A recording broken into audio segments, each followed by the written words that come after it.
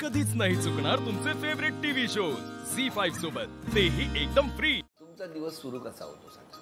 सकाळी उठायचं 10च्या सही कामं फटाफट 10 वाजता उठता? नाही, सकाळी 6 वाजता उठून 10 वाजेपर्यंत 10 वाजेपर्यंत सगळे कामं आवरायची। पुढचं आपल्याला जे मुलांना शाळेत सोडणं, नंतर आपला फील्ड देणं। नाही, मी ठाण्याला राहते आता।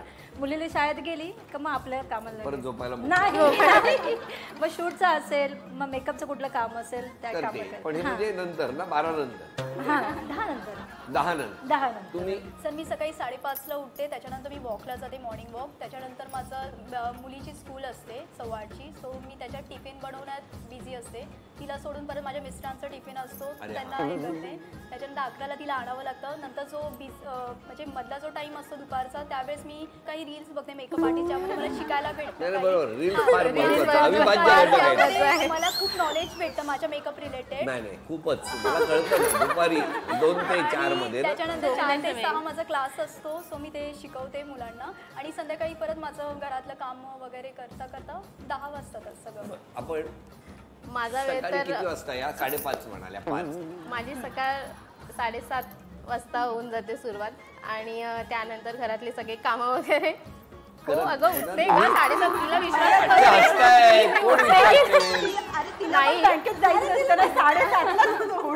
बरोबर। पण सकाळी जी आवरण्याची कामं असतात ती मिस्टरच करतात ना? नाही, माझे मिस्टर खूप चांगले आहेत, अर्ध काम आवरून घेतात ते, आणि मला झोपायचं काम 7:30-8 पर्यंत हे सगळं मिस्टर करतात, मी उठेपर्यंत आवरून करतात, मग डोळे उघडतात। नाही, माझ्या सासूबाई आहेत ना, त्या पण 7 ते 9 त्या करतात। माझ्या सासूबाई खरंच खूप चांगल्या आहेत। त्या म्हणजे टिफिन बनवायचं असो सकाळी अर्ध काम सासूबाई माझं आवडतं असतं अर्ध, मग मी उठून थोडंसं त्यांना हेल्प करते, आणि त्यानंतर मग ऑफिसला उचलून न्यायला डबा नाही हो, चपात्या वगैरे करते। वाटलं नव्हतं की मी चपात्या वगैरे करेल, पण आता लग्न झाल्यानंतर ते सगळं करते मी।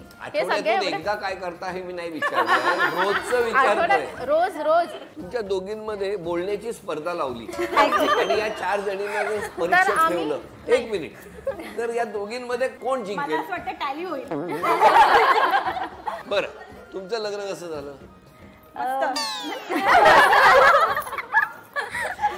अरेंज कम लव, म्हणजे आईने ठरवलं, म्हणजे बघितलेलं, नंतर मग थोड्या वर्षाने आम्ही भेटलो, नंतर मग आम्ही अरेंज केलं ते। तुमचं? राहुलची मला रिक्वेस्ट आली होती, त्याच्या थ्रू आमचं लग्न झालेलं आहे। आमचं लव्ह मॅरेज झालं आहे, आणि आम्ही पहिल्यापासून एकमेकांना ओळखत होतो, म्हणजे ओल्ड ज्युनियर केजी नाही म्हणता येणार, स्कूल्समध्ये अशी ओळख होती आमची। मग कॉलेजमध्ये वगैरे असं जास्त बोलणं वगैरे झालं। कसे काय ओळखत होता? असे आपले इंटर स्कूल इव्हेंट्स वगैरे असतात ना, तेव्हा डान्स कॉम्पिटिशनमध्ये सगळे स्कूल्सवाले वगैरे येतात, तर तेव्हा आमची एक ओळख झाली होती। त्यानंतर त्या ओळख आम्ही पुढे नेत आम्ही आता एकत्र एकत्र राहायला लागलो। ऍक्च्युली खूप ओल्ड आमचं आहे रिलेशनशिप, आणि मग ते आम्ही लव्हला थोडं अरेंज करून तुमचं लग्न झालं। Love marriage. माझं पण लव्ह मॅरेजच आहे सर। कसं? म्हणजे फ्रेंडचा फ्रेंड होता, तर केवढा असतात बघा। हा सांगा, फ्रेंडचा फ्रेंड? हा, फ्रेंडचा फ्रेंड होता, तर त्याच्या थ्रू मग माझं झालं मग लव्ह मॅरेज। कसं झालं? फ्रेंड होता, ठीक आहे ना, डिटेल्स। आणि मग त्याच्यानंतर मग कसं की क्लासेसला वगैरे पण तो असायचा, कॉलेजच्या क्लासेसमध्ये, म्हणजे FYSY ला वगैरे।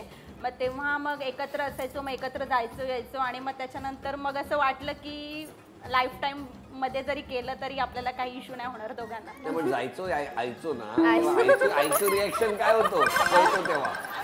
ऍक्च्युली त्याने त्याच्या घरी सांगितलं होतं सगळं। त्याने सांगितलं होतं? हो, त्याच्या आई वडिलांना सांगितलं होतं। आणि माझ्या घरी कसं माझी आई नव्हती, वडील होते, तर मी वडिलांना सांगितलं नव्हतं, तर आम्ही ठरवलं होतं की तुझ्या घरी तू सांगायचं, माझ्या घरी मी सांगणार। तसंच असणार ना?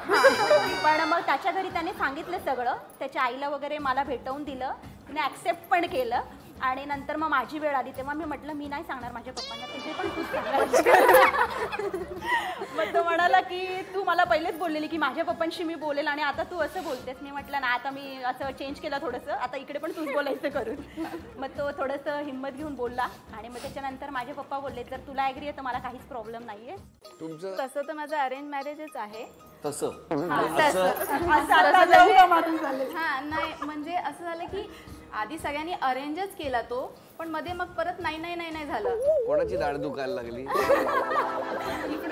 थोडे छोटे मोठे क्लॅशेस मध्ये नाही झालं. मग तोपर्यंत आम्ही एवढं बोलायचं एकमेकांशी की आम्ही ठरवलं की नाही करायचं तर एकमेकांशीच करायचं. मग तो आम्ही लव्ह मॅरेज अरेंज मध्ये मग कन्वर्ट केला. म्हणजे अरेंज लव्ह अरेंज अरेंज 3 टप्पे झाले. म्हणजे रूट कॅनलच आहे.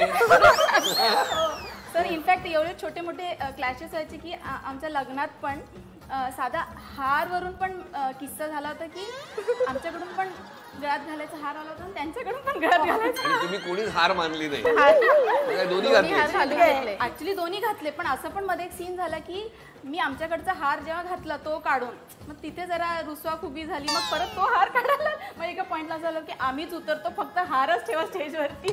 तर छोटे मोठे फार अरेंज मॅरेजमध्ये खूप छोटे मोठे रुसवे फुगवे असतात. म्हणजे कपड्यांवरून आहेर देण्या घेण्यावरून प्लस सगळंच. हो काय? हा आणि ह्या सगळ्यात खरंय हो ह्या सगळ्यात पिसतात म्हणजे नवरा बायकोच.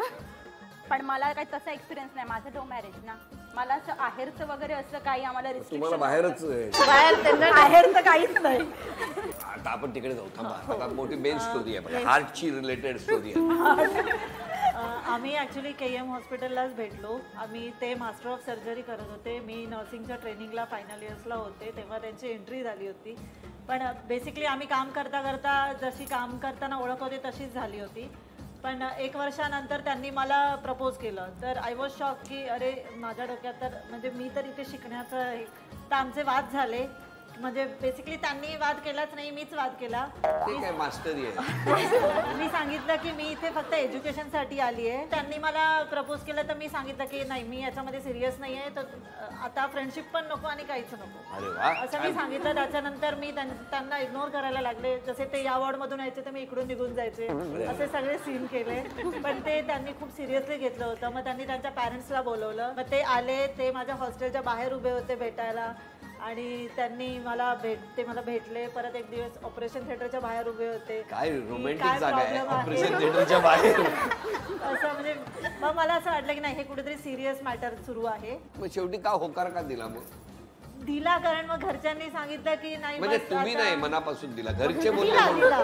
नंतर मग त्यांचे पॅरेंट्स आल्यानंतर मग मला जरा पॉझिटिव्हिटी सुरू झाली. मग मी माझं एज्युकेशन तिथे झालं. किती वर्ष झाली लग्नाला?